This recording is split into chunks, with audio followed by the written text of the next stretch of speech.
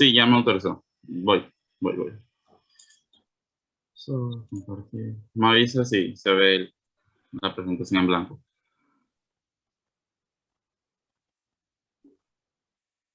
Sí, también. Sí. Ya, no sé. Voy.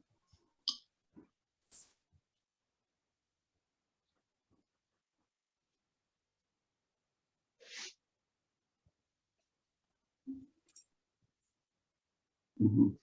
Nada más voy a copiar la parte esta de la P en adelante, porque ese V se mantiene ahí, profe. Sí. Que fue corset, pero bueno. P más U igual. Con respecto a V. Eso por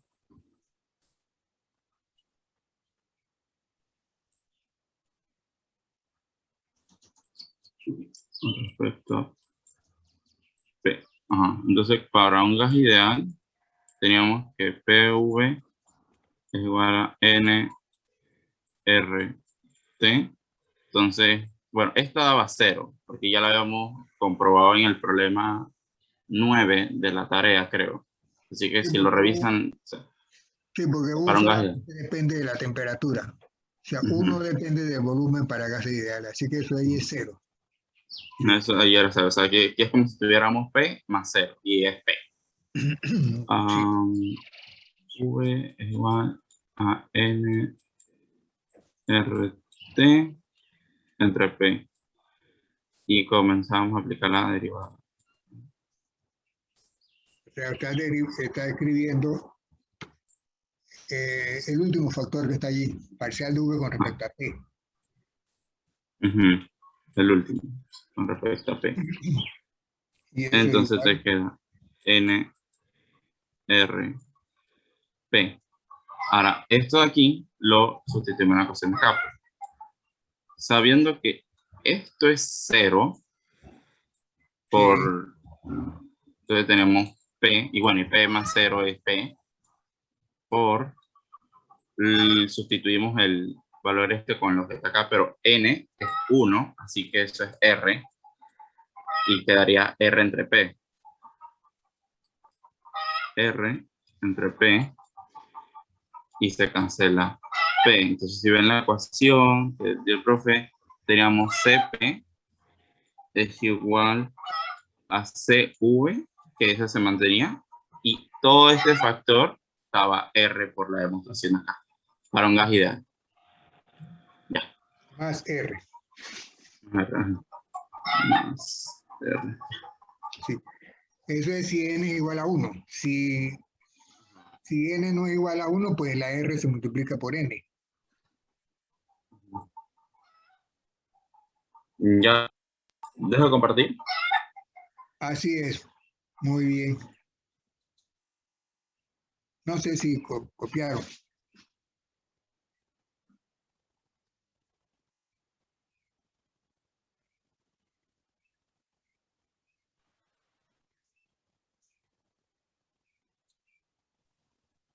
Estamos aquí.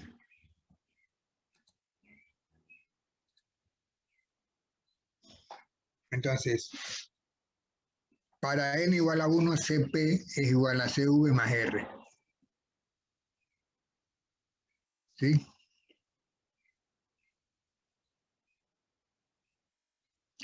Si no es un mol, bueno, pues se multiplica por N, número de moles. Entonces quedamos que para fases condensadas, esta ecuación, para fases condensadas, parcial de V con respecto a la temperatura es 0 aproximadamente, así que CP es igual a CV.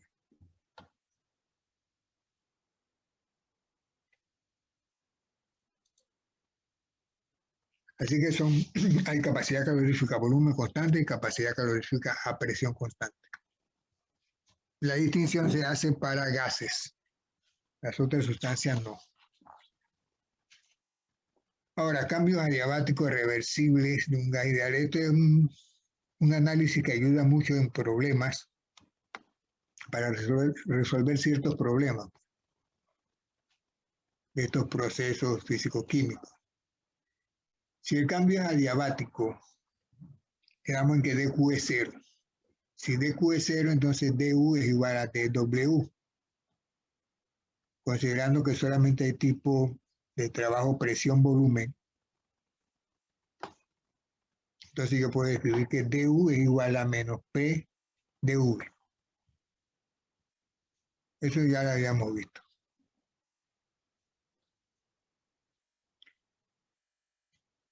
Pero ese du, que es igual a menos P de oposición dV, yo lo puedo escribir como CV de T. Eso lo vimos del experimento de Joule, que U no depende del volumen, dU pues, sino de la temperatura. Así que siempre dU va a ser igual a CV de T. ¿Estamos claros?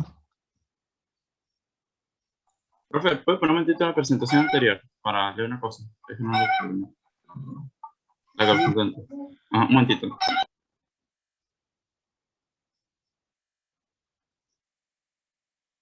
Ya, ahora sí. Gracias. Esto aquí, esto que se está escrito aquí, a veces tiende a confundir un poco, ¿no? Porque uno dice dU, o sea, yo sé que dU es igual a dQ más dU, más dW, perdón. dU es igual a dQ más dW. Y dW es presión por volumen, por dV. Entonces, yo escribo donde dice dU, escribo CV de T. ¿Sí? Siempre lo puedo escribir así para gases ideales. ¿De acuerdo? Pero acá a la derecha yo estoy diciendo que sí hay cambios en volumen. No sé si me explico. Profe, el du lo puede escribir como CV por dt si el volumen es constante y es un gas ideal. Sí, sí. Okay. Pero yo en la ecuación que está abajo, de las tres que están abajo, la primera, yo estoy diciendo que sí hay cambio en el volumen porque estoy hablando de dV. Entonces, ¿cómo es que a la izquierda estoy diciendo que es CV de T, que es igual a dU? O sea, dU debe incluir PdV. Pero es que a la izquierda yo estoy diciendo CV, estoy escribiendo CV, capacidad calorífica, volumen constante de T. Y eso siempre va a ser igual a dU. ¿Sí?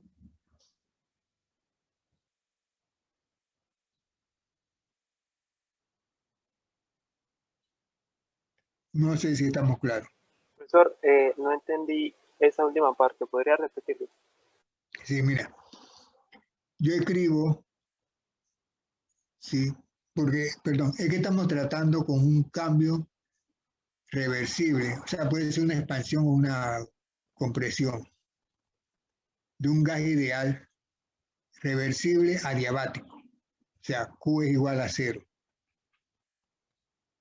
dU es igual a dW, Q es igual a 0, de eso estamos hablando. Pero ese dW yo lo puedo escribir como P de oposición dV, eso está bien, porque no hay dQ. Pero ese dU también lo puedo escribir como CV de T. ¿Por qué? Porque el experimento de Joule concluyó que dU solamente depende de cambios en la temperatura. Así que donde dice dU yo puedo escribir CV de T. Entonces lo estoy comparando con lo que escribía a la derecha. Presión de oposición de V. ¿Sí?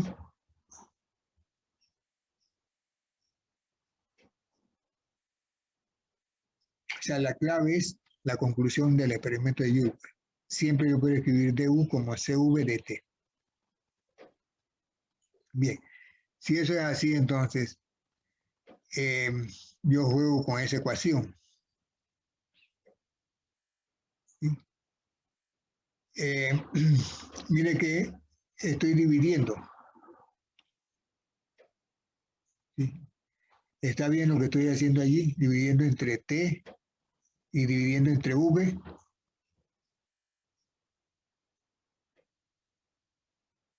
Ustedes deben ir, después yo les envío las diapositivas y tienen que leerlas, ¿no?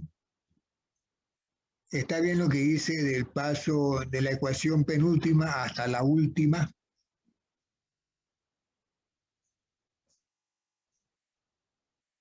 Profe, yo lo que no entiendo es por qué si el volumen es constante para que DU sea CV de T, ¿por qué en el otro miembro entonces DV o el Sí, volumen se cambia? eso sea, es lo que eso es lo que estaba tratando de aclararles, sí. O sea, yo tengo la expresión así. DU es igual a presión de oposición DV, porque es adiabático, no hay Q, es adiabático. La primera ley queda, se suprime un término, ¿no? Está bien. Pero ese DU que está allí, sí, independientemente de que el volumen esté cambiando. Joule, en el experimento de Joule me dijo que el cambio en U solamente depende de la temperatura, no de que cambie el volumen. Entonces, donde dice DU, yo siempre puedo escribir CV de T, porque ahí donde dice CV, estoy diciendo que es a volumen constante. A volumen constante siempre DU será igual a CV de T. Y es que aunque el volumen nunca, sí pueda cambiar, siempre DU va a ser igual a CV de T, porque U no depende de que cambie el volumen. U solamente depende de que cambie la temperatura. Así que yo puedo igualar esas dos expresiones, CV de T y P de V. No sé si estamos claros. Y ahora sí le capté la idea, profesor. Sí. No importa que el volumen cambie, yo puedo escribir CV de T para DU, porque DU no depende del volumen. Así que esa expresión, en esa expresión DU yo lo puedo cambiar por esa, por CV de T. Entonces, lo que hago allí es pasar la temperatura del lado derecho al izquierdo, pues. Entonces me queda una expresión en la que yo puedo integrar y yo conozco la integral de una expresión que sea dt sobre t y dv sobre v. ¿Sí? Integrando me va a salir logaritmo natural. Claro, impongo mis límites t1 y t2 y v1 y v2. Me sale la integral esa con logaritmos naturales. Pero, una vez que integré, esa R que está allí yo la puedo escribir como CP menos CV. No sé si estamos claros. ¿De dónde sacamos eso? De lo que de vimos, CP igual a CV y de TP esto que por R. vimos. CP es igual a CV más R. Así que R que es CP menos CV. R es igual a CP menos CV. Perdón. R es CP menos CV. Así que reemplazo esa R. ¿Sí? Y noten que ahora es un truquito matemático. Vamos a dividir todo por CV.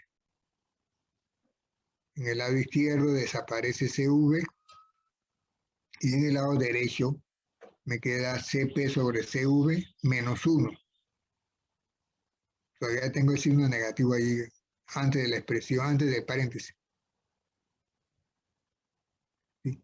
Bueno, esa cantidad que está allí, CP sobre CV, la simbolizamos gamma. ¿Sí? Se le llama la razón CP-CV. Hay un experimento muy bonito, pero eso habría que hacerlo presencial para calcular CP-CV, para un gas. Esa razón Cp sobre Cv siempre va de 1,3 hasta 1,5 para los diversos gases. 1,3 a 1,5. De manera que yo reemplazo Cp sobre Cv por gamma para no escribir tanto. Y además recojo el signo negativo que está antes del paréntesis. Mejor lo pongo dentro del paréntesis para que no moleste. Y me queda 1 menos gamma en paréntesis. ¿Sí está claro eso, no? Sí. 1 menos gamma. Entonces, como es un logaritmo natural, yo puedo eliminar logaritmo y poner entonces 1 menos gamma como exponente. ¿Sí? O sea, profesor, usted aplica ahí el antilogaritmo. Así es, así es.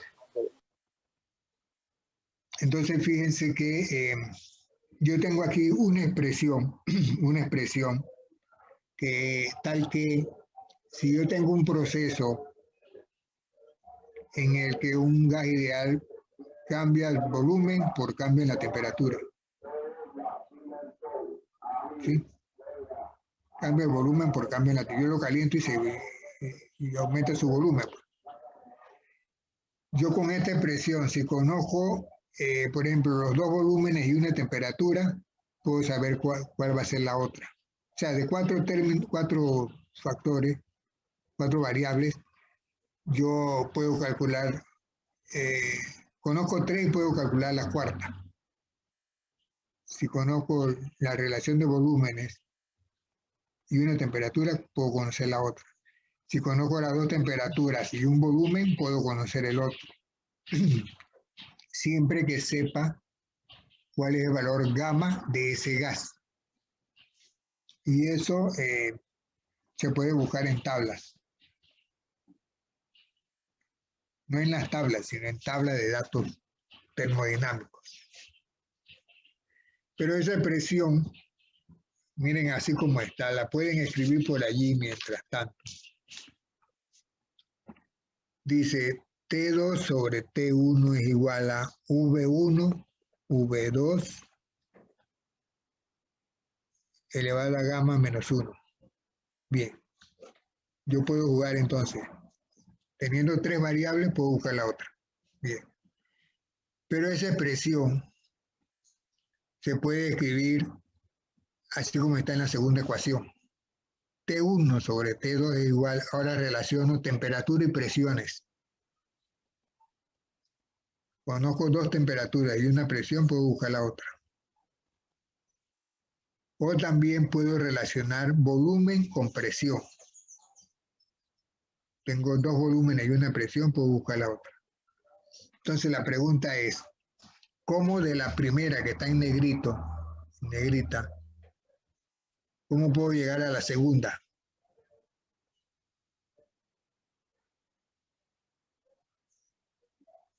T1 sobre T2 a la gamma es igual a P2 sobre P1 1 menos gamma. ¿Cómo se puede hacer? Bueno, de hecho ahí dice que lo compruebe. No sé cómo andamos de tiempo, pero se le puede dejar de tarea.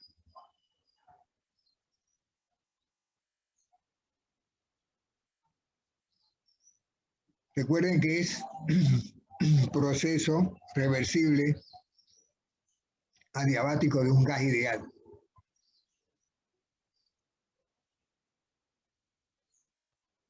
¿Qué puedo hacer, para pasar de la expresión que está en negrita a la segunda y a la tercera? Alguien que lo mencione nada más porque ya no hay mucho tiempo.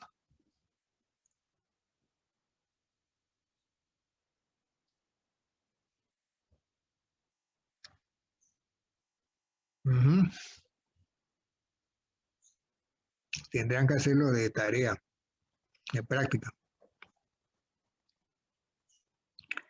¿Qué haría Vergara o qué haría Medín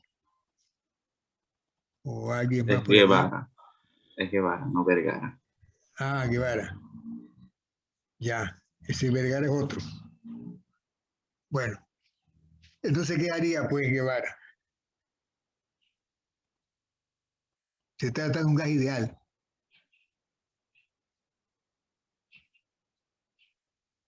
Miren que en la primera expresión tengo temperaturas y volúmenes y en la segunda tengo temperaturas y presiones.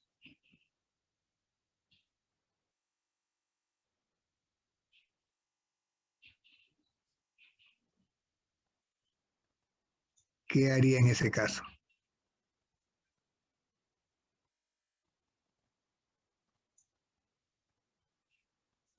Y si reemplaza, o sea, en la segunda expresión ya no tengo volumen, tengo expresión. Entonces, donde dice volumen, en la primera, yo voy a escribir mejor, a despejar volumen en la ecuación de estado, y en lugar de volumen voy a escribir, ¿qué? NRT, bueno, vamos a decir que N es igual a 1. RT sobre P. ¿Está bien? Ahora sí, profe, ya sé cómo. ¿Ya lo vio? Sí. Bueno, sería bueno que lo escribiera, pero no ahora porque ya se está acabando el tiempo. Así que en la próxima, el viernes, que vamos a hacer problemas. Antes de que se me olvide. Ustedes tienen copia de problemas resueltos del Engels. Muy bueno porque tiene como 30 problemas. ¿Eso lo tienen en inglés o en español? Español, el que nos pasó la profesora Tidia. En español. Bueno, sería bueno. Yo no los tengo. En español no lo tengo. No sé si la versión que tengo es la misma. Pero sería bueno que me la enviaran, pues. El libro. Eh, Está en inglés, profesor, los problemas. los problemas resueltos. Porque si ustedes van a practicar de allí y de pronto tienen alguna pregunta, yo puedo ver entonces inmediatamente y ayudarles si se puede. Tiene preguntas y problemas. Preguntas resueltas también, problemas resueltos. Problemas numéricos. Entonces, si se encuentra con un problema que de pronto yo pudiera decirle que es un problema que no se adapta al curso, que no se rompa la cabeza, o si tienen duda en alguno, uno otro, yo les pudiera ayudar. Yo tengo una versión, pero no sé si es la misma. Y la que tengo es en inglés. Bueno, esto sí vamos a terminar aquí. Ustedes recuerden, esto es lo que estábamos hablando hace un momento. En una reacción química hay intercambio de calor. ¿Sí? Y por eso hay reacciones exotérmicas y endotérmicas. Es química general. Aquí es una descripción de el cambio en entalpía. Miren que se habla de entalpía, no de cambios en energía interna. ¿Por qué? Porque la reacción ocurre a presión constante en el laboratorio. Entonces, si los reactivos si los productos quedan con más energía que los reactivos o a la inversa, entonces la reacción será exotérmica o endotérmica. Eso es química general. ¿Y cómo se calcula ese intercambio de calor? Bueno, pues hay tablas de datos termodinámicos en donde están los valores de delta H de formación de las sustancias. Y allí arbitrariamente se acepta, que si la sustancia está en su estado estándar no combinada, etcétera, etcétera, se le asigna un valor de delta H de formación igual 0. Por ejemplo, el oxígeno, ¿sí? Como tal, como el elemento, pues, no se formó de otro, entonces su delta H de formación es 0. Bueno, entonces lo que se hace es con esos valores de la tabla, sumar los delta H de formación de productos, sumar los delta H de formación de reactivos, se hace una resta y tengo el delta H de reacción. Son valores estándar, ¿no? Entonces aquí se describe cómo se asignan los valores para las diferentes sustancias. Sí. Se dice lo que mencionaba hace un momento. Si la sustancia es un elemento, se considera que su entalpía de formación es cero porque no se formó de otra manera. Ahora, si es un elemento, pero no está a la temperatura estándar, entonces sí hay que sumar, sí tiene un delta H, una entalpía pues, propia. Y eso se calcula.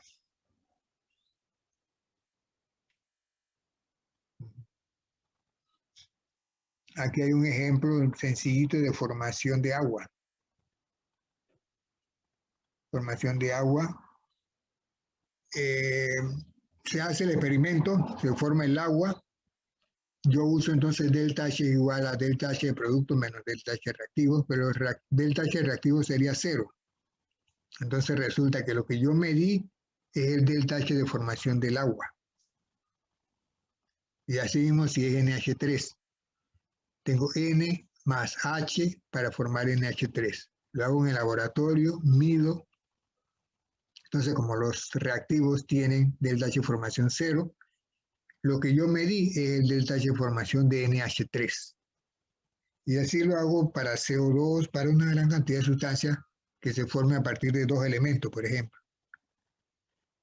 Y después que yo tengo el valor para agua, el valor para CO2, el valor para NH3 y de otro montón de sustancias. Hago una tabla, pues.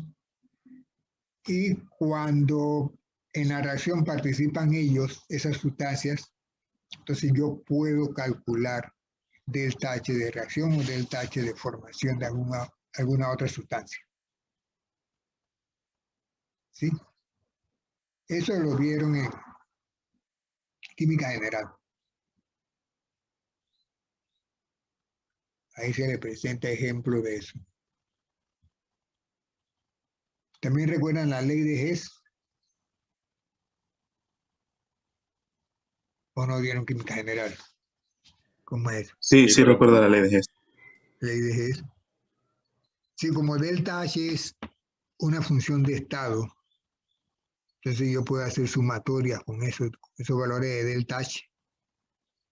Quiero conocer el delta H de una reacción que no ocurre fácilmente. Entonces yo lo puedo hacer teóricamente considerando otra serie de reacciones que sumadas me den la reacción que yo necesito. Y así como sumé las reacciones, así puedo sumar los delta H. ¿Sí? Son cantidades escalares, pues. ¿Por qué no se puede hacer la reacción C grafito más hidrógeno para dar CH4? Bueno, porque ese gas hidrógeno no puede reaccionar fácilmente con el grafito como tal. Es un gas reaccionando con un sólido. O sea, para que ocurra la reacción, las sustancias deben ligarse íntimamente y si es posible deben estar en el mismo estado de agregación. Entonces yo tengo un sólido reaccionando con un gas. Se me hace difícil. Pero puedo llegar a esa reacción a través de otras, en teoría, pues. Y resulta el valor de delta H de reacción. Ley de Hess. Así, miren que grafito primero, como es con oxígeno, sí lo puedo, como quien dice, quemar. Es más fácil. Tratando de evitar esa reacción con hidrógeno. Que de hecho, además de ser difícil, es peligroso. Esa es la famosa ley de Hess. Y también, al ocurrir la reacción puede ocurrir a temperatura normal, 25 grados, 298. pero yo puedo someterla a una temperatura mayor. Entonces, para eso hay una ecuación, ¿sí? Para ver cómo cambia delta H, porque delta H funciona la temperatura de todas maneras. ¿Cómo cambiaría delta H si la reacción ocurre a una temperatura superior a la estándar? Entonces hay una ecuación para eso.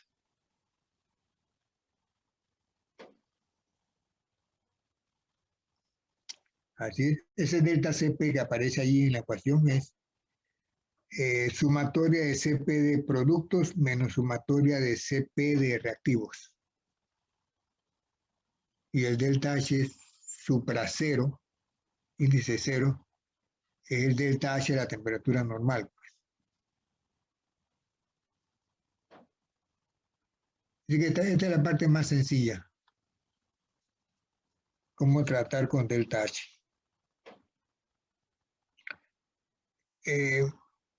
Tengo algunos problemas de esto para la próxima clase y ustedes tendrán los problemas de... Estuve viendo la versión que yo tengo del Engel, tiene como 30 problemas. Yo vi hasta el número 15, 17 por allí.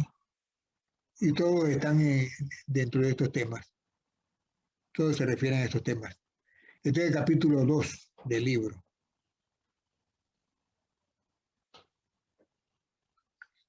Así que como son 30 problemas, yo supongo que ustedes van a hacer como 35. Y toda la parte de esas preguntas. Y hacemos una practiquita el viernes, si es posible. Mientras ustedes van a ver la diapositiva, ¿no? ¿Estamos de acuerdo?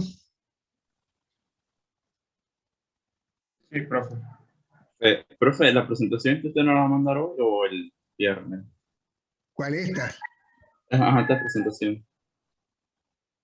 No, hoy, debo hacerlo hoy.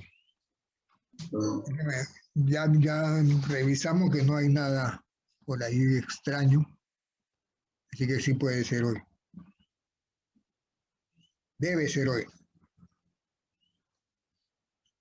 Muy bien, entonces nos oiremos el viernes.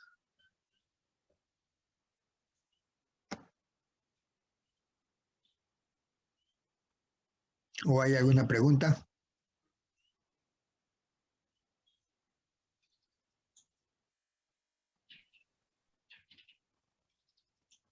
Jóvenes. Por el momento no, profesor. Las preguntas quizás mías vienen cuando resuelva los problemas. Sí. Además de esos problemas del Engel, yo tengo aplicaciones, así como tenía de la primera parte, también tengo de esta segunda parte. Tengo que revisarlos y se los envío entonces. Debo suspender, pues, ¿a qué hora termina la clase? Las 12:50. 25. 25 creo. Bueno, todavía tenemos tiempo. Profe, yo tengo una pregunta. En la ecuación esa donde teníamos la temperatura 2 sobre la temperatura 1 es igual al volumen 1 sobre el volumen 2. Sí, El proceso general ese empezamos diciendo que era un proceso adiabático, ¿verdad? adiabático, así.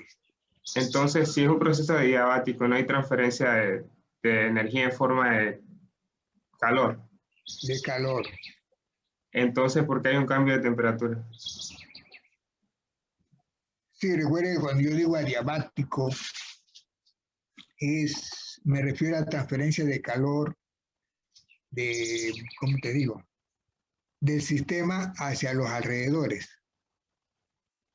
Cuando hablamos de calor acá, intercambio de calor en el proceso, ese calor es la transferencia del sistema a los alrededores o los alrededores hacia el sistema. ¿De acuerdo? Sí, profe. Pero, si tú tienes el sistema aislado de los alrededores por una pared adiabática, como un termo, pues, dentro del sistema puede haber variaciones en temperatura. Y eso no significa, como las paredes son adiabáticas, no significa que el calor se va a transferir a los alrededores, ni entra de los alrededores, sino que es a lo Ok. interno del sistema. Sí, O sea que dentro del mismo sistema hay un cambio de temperatura, no por la transferencia del sistema hacia él o de él hacia el sistema, sino ahí mismo. exactamente. Entonces podríamos decir que esa temperatura, ese cambio de temperatura puede ser por la misma presión. Exactamente, por cambio en la presión. Otra pregunta, profe. Ahí nos dijo que usáramos la ecuación de gas ideal y de ahí despejáramos P. Pero el exponente, sigma menos 1, en la diapositiva, la que teníamos en antes, al final sale que no está. ¿Qué pasó con eso ahí? ¿Cómo que no está acá? ¿Comenzamos en cuál? Comenzamos en No, profe, en la que teníamos en antes. Es que esta. yo veo ahí que tenemos T1, T2 elevado a gamma y P1 elevado a 1 menos gamma, pero luego ya en P1 no tenemos ese 1 menos gamma. Ay, perdón. En la ecuación segunda, la que está en Ajá. la parte central, pues, tú comienzas desde la primera, la que está en negrita, y vas haciendo los cambios necesarios para llegar a esa. Entonces, para llegar a la tercera, puedes comenzar desde la primera y hacer los cambios necesarios para llegar a la tercera. O puedes partir, no, es mejor partir de esa primera, la que está en negrito, porque tiene volúmenes, entonces intercambio de temperatura por presión, pues. Sí. Para llegar a la segunda, toma la primera y juegas allá donde dice volúmenes. Volumen 1, volumen 2. Juega para cambiarlo a presión. Para la tercera, yo dejaría volumen 1 y volumen 2 como está ahí en la primera.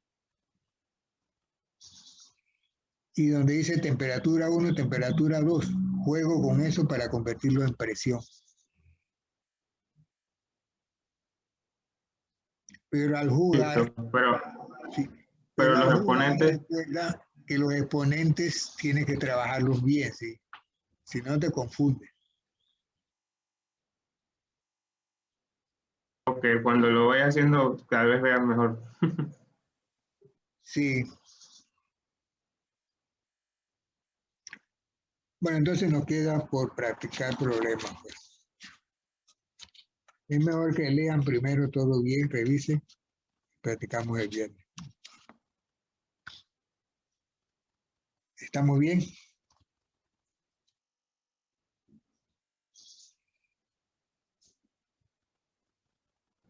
Por mí sí, profe.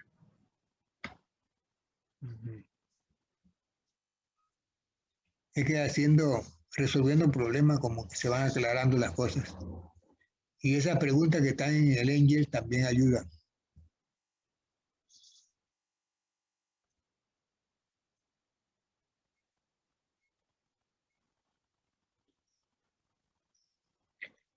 Bueno, quedamos así porque tengo que prepararme mentalmente para el grupo siguiente. Un grupo de química general que está llegando a los 50 estudiantes.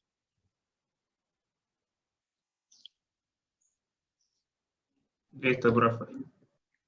Muy bien. Está bien, profe, gracias. Hasta el viernes. Gracias a ustedes. Hasta luego, profesor.